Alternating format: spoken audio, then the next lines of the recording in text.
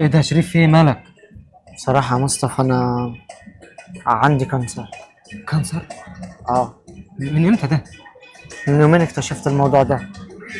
رحت للدكتور، كنت تعبان يعني، فرحت اكشف عادي. قال لي ان انا عندي كانسر وان انا في اخر ايامي. قلتش ليه طيب يا ابني؟ حتى النهارده كنت طالع عشان اقول لك، بس المواضيع خدتنا وبصراحة ما حبيتش اني ازود عليك. انت فيك اللي مكفيك، حتى اخوك برضه عنده كانسر وانت شايل همه. مش هيبقى انا كده، واخوك. مش كده، بس انت طب ما قلتش ليه طيب؟ طب الدكتور قال لك ايه طيب يا ابني؟ مش عارف يا مصطفى، قال لي هيعمل لي العملية بس نسبة نجاحها 30% بس. 30% بس؟ طب طب انت ميعاد العمليه بتاعتك 5/12. 5/12؟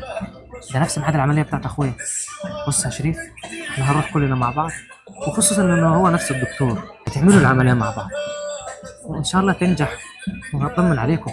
ما تقولش كده يا شريف، محدش هيخلي باله من اختك غيرك. خلاص فك بقى، ما تكتئبش بقى، ده انت عيل نكدي.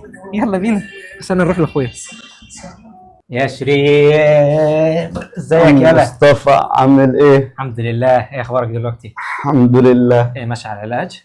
الحمد لله. معلش يا مصطفى انا متقل عليك خالص. تاكل عليا ده عبيط انت. في ايه؟ انت ايه اللي بتقوله ده؟ المفروض انا اخوك الكبير اقف جنبك. وانا فعلا اخوك الصغير، بس الفرق بيننا مش كبير يا عم. انت عايز تكبر نفسك ولا ايه؟ ما تقولش كده يا عبيط، ده انا سندك وظهرك في الدنيا. ربنا يخليك ليا يا اخوي.